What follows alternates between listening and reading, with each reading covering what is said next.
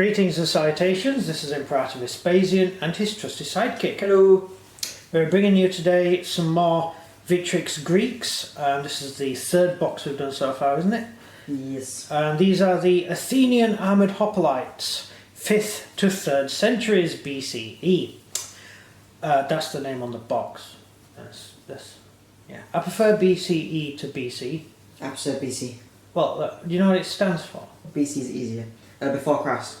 Actually, it's before carbon dating. Before 1950s. Before Christ. Technically.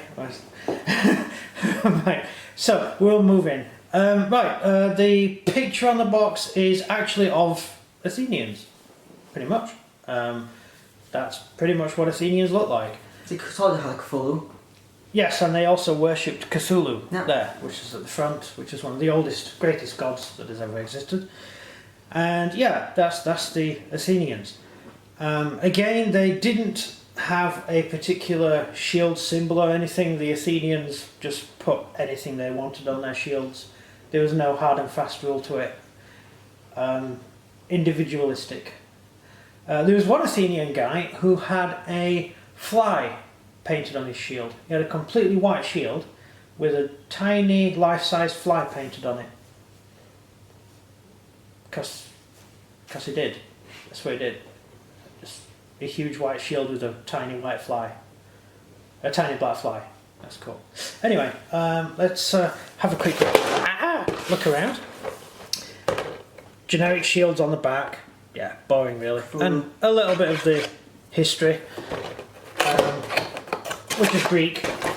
Right, pop these out. Right. Now, this is the third box of Greeks that we've done, and you will begin to see a kind of a repetition of figures. They're the same figures as the other boxes, a few different arms, same shields, same spears, same weapons. The only real difference is you get a guy holding a Corinthian helmet and a cloak. With this one, whereas with the Spartans you got a very large cloak and lots of Spartan type helmets. I'm beginning to think it would have been better for them to have either done all these the same and just had sort of a separate sprue with all the different heads on or something. I think that would have been easier instead of having to buy a different box each time. But hey, I don't decide these things. Right, we get this little bug here with a little bit of writing from Herodotus and the rules included on it. You're going to see these in play pretty soon, so that's a whole new video. That I'm not going to go into it on this particular video.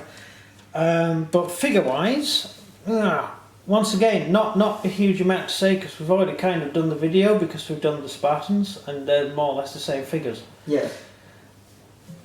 So we have the standard 8-foot spear with a leaf blade on one end to kill Persians with, and a what was it called? A lizard killer on the back, which was a spike that you could ram into the ground in order to Kill a lizard? Kill a lizard, if you wanted to kill a lizard, or just to brace against cavalry or infantry assault. It was just a handy way of bracing your weapon, and also if your spear broke you could just turn it round and use it the other way. The Persians had a ball on the end of theirs and they used it as a mace to hit people with. So if their spear broke they would just use it as a mace. It's a bit dumb. Well, not really. Well, it is. I don't know, a mace is a pretty useful weapon. Yeah, think about it. It's a short, it's a long stick. Too much pressure on one end could just snap the stick in half. Oh, by that stage your spear had been broken in half by a Spartan. So you're now basically using a stick with a ball on the end because, out of sheer desperation because you're about to be stabbed to death by a Spartan. Or an Athenian, whichever. Or mercenary. Mercenaries are just normal city-state troops who just go and help. Really, generally. Spartan mercenaries, sorry, not Spartan mercenaries. Greek mercenaries were quite common throughout the Freelancer then. Yeah, you know, when you weren't at war with anyone in particular, you had these guys who really enjoyed fighting. So you'd go out looking for one. Helmet-wise, they mostly have versions of the Corinthian helmet. You've got a nice bare-headed guy there, and this one here is a guy with his helmet pushed up over his face, which does look quite cool, which I will show you here. Is it? Yep. Yeah, can you see that all right?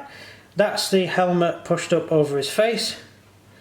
That's what it looks like as a side profile. So that looks really cool. That's a good helmet. So you've got a lot more options to pose figures with this. I like the different options, and it makes your command figures really stick out as well.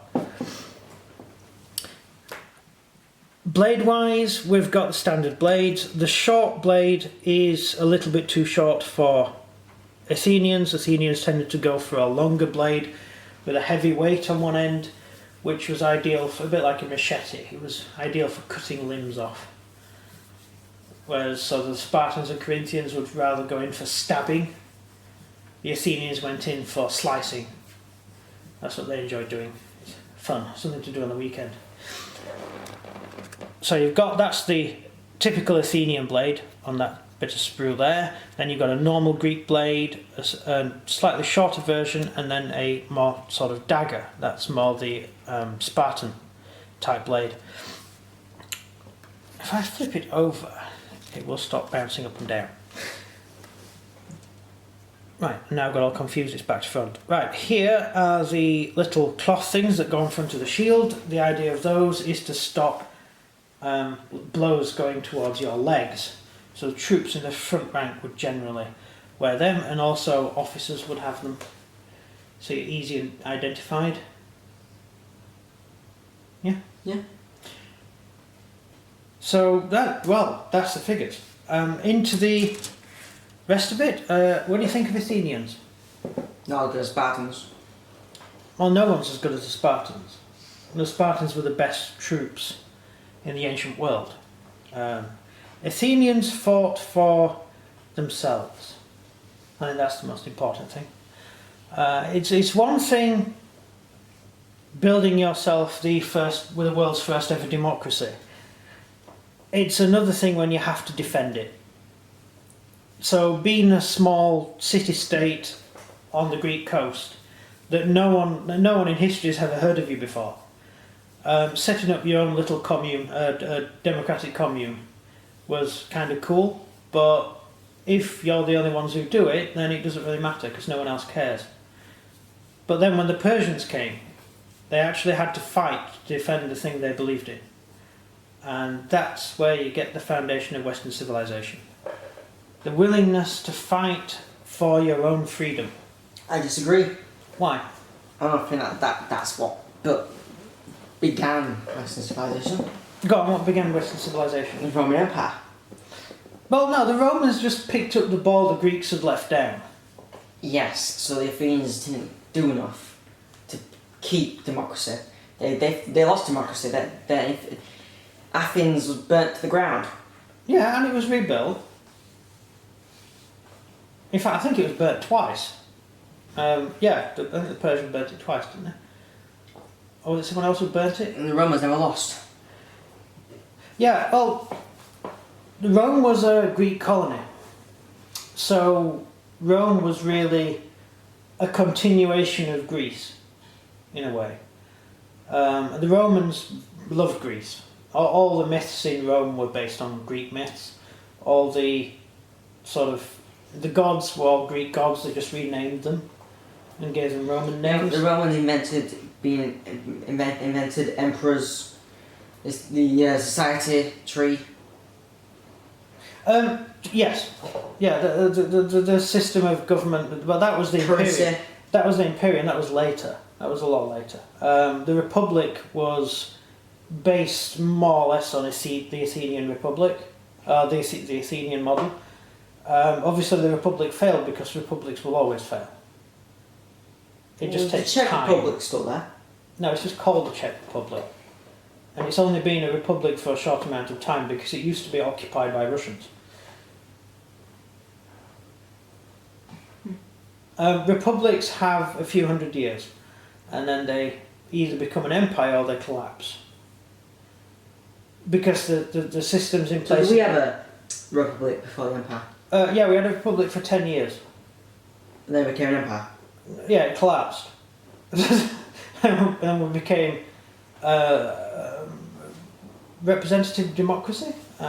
Technically, Britain is a parliamentary democracy with a royal family, which is weird having a royal family and a democracy at the same time. That would be like the Athenians keeping the tyrant. Yeah, the queens and king, the king and queen aren't allowed to interfere in democracy. They're not supposed to, but that's only a recent thing. Kings and queens have always interfered. They haven't interfered since I've been alive. Well, so no, so not now. In the Second World War they did though. Oh, the king at the time did. Yeah, he did. He did have a choice, although he would probably have been shot. And his brother would have taken over. So, you're right, Paul, I didn't have a choice. It's either fight or go and live in Canada. Not that there's anything wrong with living in Canada, if you can speak French. Anyway, Athenians. I'm not going to go into a potted history of the Athenian Empire. There's no point. We'll do that when we do the actual painting the figures thing. The quick story is the Athenians set up their own little republic. They had a ruler, a king in charge, and they didn't like this particular king who was ruling, so they wanted to overthrow him. So they asked the Spartans to help, their closest enemies. So the Spartans are more than happy to march into Athens and kick out the tyrant. So then the Athenians asked the Spartans to leave, and the Spartans said no. So the Athenians then went to the Greeks, went to the Persians and said, could you do me a favour and get rid of the evil Spartans who just invaded our country? And what happened then? Was it Darius or Xerxes? It was Darius. Darius asked for earth and water. Yeah. And then the Athenians gave it them. And then they went, okay then. And they kicked the Spartans out. The Spartans went, oh no. And then... well, no. By the time the Persians arrived, Persia was supposed to arrive, the Athenians had kicked the Spartans out themselves. And then the Persians asked them for some men. And a piece of land of theirs. And they're going to build a palace here because it's their land now. Because they gave them earth and water.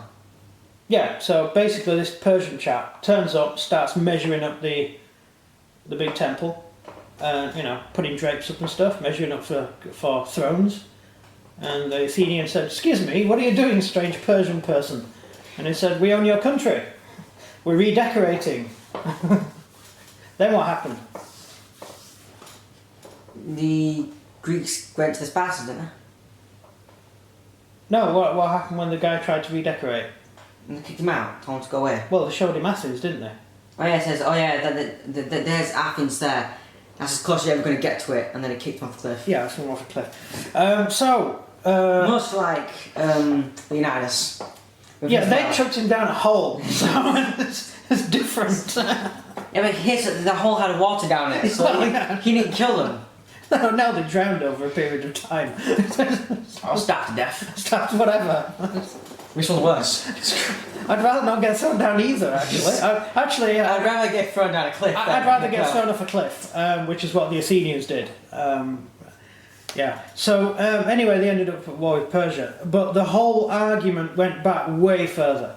The Persians under Cyrus the Great, conquered Lydia, Ionia, Lydia, Caria, all those little Greek states in modern day Turkey, and they were invaded, and Cyrus said, "You Greeks, you rise up against your overlords, and we will. You can join our empire." And the Greeks refused. They didn't want to take up arms against Cyrus, but Cyrus won anyway. He defeated the Ionians, and he conquered the whole of Ionia, and he basically enslaved all the kingdoms, all the little Greek city-states, and the Ionians didn't like that very much, although Cyrus was actually quite sort of okay. He allowed them to more or less keep their systems of government. He allowed the democracies to remain democracies. He just installed local satraps or tyrants to administer. So he wasn't that oppressive, it's just they were Greeks, and the Greeks are disagreeable, and they wanted to rebel. And who led the rebellion? I know nothing about this guy, so... Miltiades. Never heard of him. I've done the whole thing with Miltiades with you. Not Miltiades? Well, Miltiades was a Lydian, I think Lydian, and hang on, I think there's a map on this somewhere. I'll just double check. No, it was a Mysia. Yeah, there we go. It was a Mysian. Miltiades was a tyrant, a satrap of the Persian Empire in this tiny little country, which was occupied by the Persians in Turkey, and he was fought in the Persian army, and they were fighting in Thrace, which is sort of Eastern Europe, and so they were kind of invading the Balkans and Eastern and Southern Russia, and they were having a pretty bad time of it. And Miltiades came up with this plan to burn all the bridges and leg it back to Greece. And they found out about it. The Persian intelligence found out about it, so he did a runner and he went back to his kingdom. And he figured he needed to ingratiate himself with the Persians because they were thinking he was plotting against him. So he went to he went to the local commander and said, "Why don't we invade this small island off the coast, which is Greek? Why don't we go and conquer that?" And the Persian commander said, "Yes, it's a great idea. Go and conquer that." So he went to conquer it, and it was a complete disaster. They got their backsides handed to them by the Greeks. So he came home and realised that his own people are probably going to lynch him now because he's got them into a war, and when the Persian army comes back, it's going to probably cut his head off or whatever the Persians do to people who are naughty. So he led a rebellion. He said, "Tell you what, people, let's rebel." And that was the beginning of the Ionian War. Long story, isn't it? Started from selfish reasons. Yeah, he really was. So the Athenians, Miltiades called to all the Greek states and said, "Come and help." He went to Sparta first, and the Spartans said, "We don't want to go to war with the Persians. And what's it got to do with us? It's nothing to do with us. You better go to the Athenians." And so he went to the Athenians, and the Athenians said, "Yeah, sure, we'll help," because they considered themselves the sort of parent country to the colonies. They were the same group of Greeks. Sparta didn't care. And Sparta had other Sparta issues. never really cares. Yeah, Sparta was worried about stuff that was going on with the Carthaginians at the time, and with the what's the big island off the coast of Italy? Don't ask me. Come on, you've done geography. No, I don't. I do history.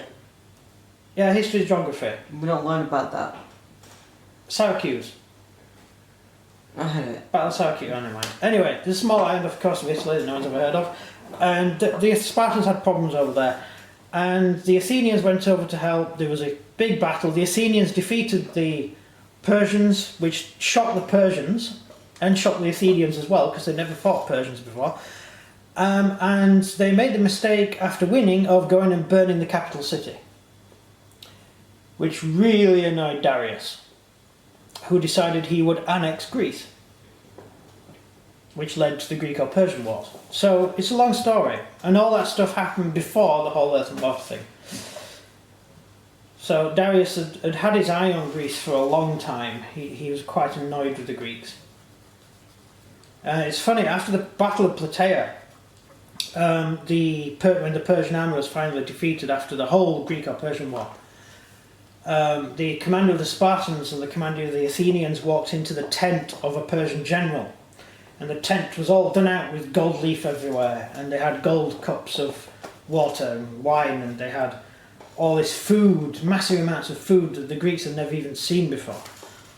The Athenians just ate fish, and the Spartans ate meat. That was about it. They didn't have any seasoning or anything. And there was all these gorgeous foods and things all laid out, and everything was silk and cloth and all lovely and refined. And the Spartan commander said, "Why exactly do these people invade Greece? Were they trying to steal our poverty from us?"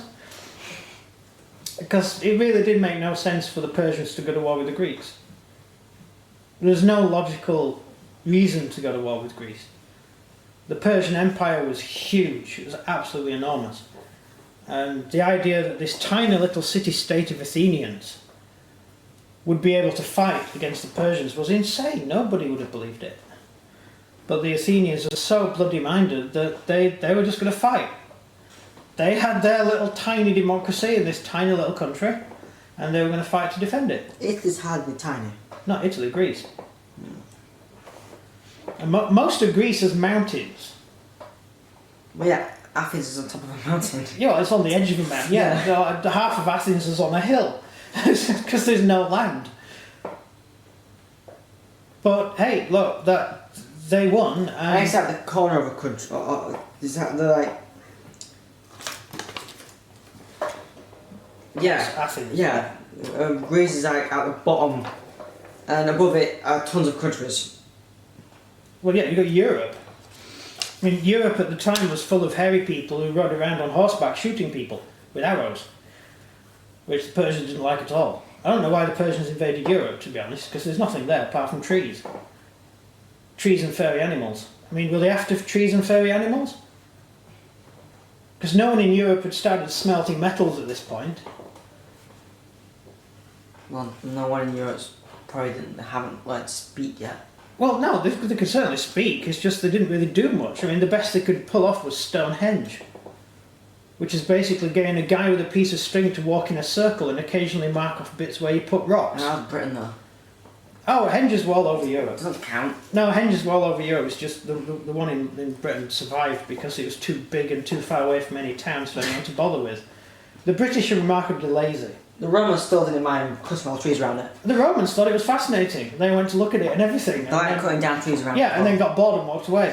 Yeah. It used to be in forests, now it's just plain land because the Romans needed some wood. Yeah, they cut all the forests down because they didn't like trees. They found them offensive. The Romans really didn't like trees at all. Whereas the Greeks, they probably never even saw trees. I mean, in the desert. Yeah, the sort of trees that grow in Greece are really spindly things. They're not that good. We don't really call them trees. A European would never call that a tree. I mean, a European tree, you can actually build a house inside them. They're huge. Especially the big ones in Germany that are still standing. Then the Romans came and chopped all the trees down. That's a shame, isn't it?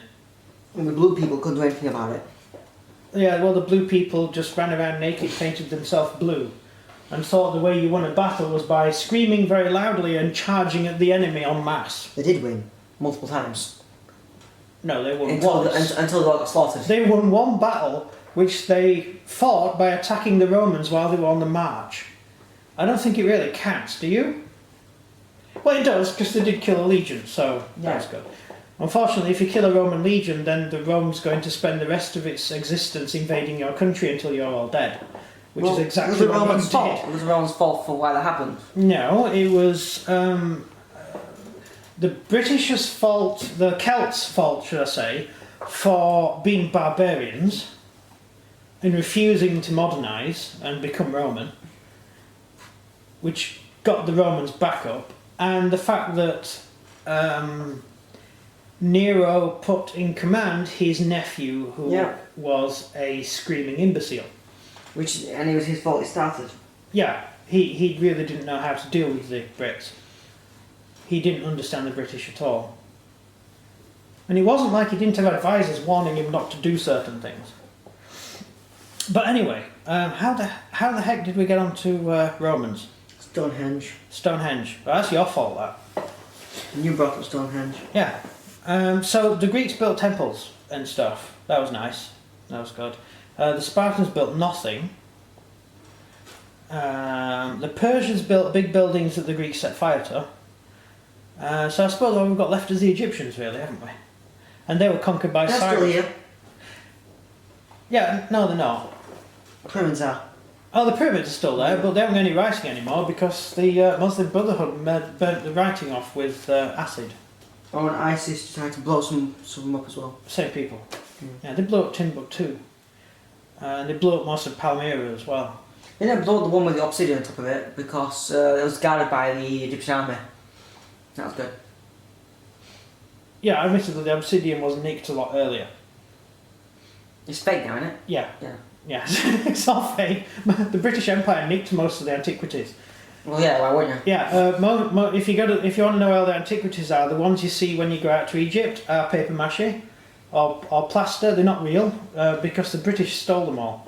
Yeah, let's go to a British museum instead. Yeah, do you know the inside of the big temple in Athens, the big Athenian building, that huge building you see? Mm-hmm. Inside was a fresco of all the gods fighting. Right, that is in the British Museum, and the British government still refuses to give it back to the Greeks. Good. Because we don't trust them with it. Well, they'll probably pen it or Yes, destroy it we regard somewhere. the Greeks as barbarians, so... Nowadays we do. And but this is the that's British, I mean, come on. Oh, God. That's the British Empire in a nutshell, really. March around the world and steal stuff. And save democracy. Did we? When? India. Well, we forced them to have democracy at gunpoint. It's not the same thing. No, I mean Indian mutiny. Yeah, we shot the people who rebelled against Yes. us. Yeah. That's very efficient. That's how you... That's Yeah, Britain was the biggest democracy country. So what you're saying is... Who wants to reinforce democracy? Democracy is a vicious thing that marches across the world, killing people. How else do we enforce in order it? to force them to be How else do we free. enforce it, okay? So we force people to be free at gunpoint. Yes. You will be free or else. No, I want to live in a dictatorship. How dare you? We will kill you. You will be forced to vote. Yeah, that's democracy for you. Yes. I'm beginning to have ideas now. Right, sorry, this was supposed to be about Athenians, but I don't want to... Yeah, I don't want to go into all the history and stuff until we start doing the Too late, figures. you already did. No, I haven't. I've done a very, very simple version. If I was actually going to do a history video on the Athenian Empire, it would probably take about 12 hours. Oh, God. I've just told you a tiny bit of it. I haven't even got into any of the famous Greeks or any of the stuff that happened. We haven't even talked about the Greek or Persian War. Greek tactics on the battlefield and stuff. I'll go into that when we've got the figures, because then I can actually show you with the figures how they did it. More fun? Indeed. Yeah, bored now. Gonna go and play something online. Right, thank you very much for watching. Outro from him. You just need to remember it. You gotta remember it. If you enjoyed this video, please like and subscribe and comment down below what you think of the Athenian armoured hoplites. So it's goodbye from me. And goodbye from him. Goodbye. Auf Wiedersehen. That's foreign. Yeah. Okay, bye.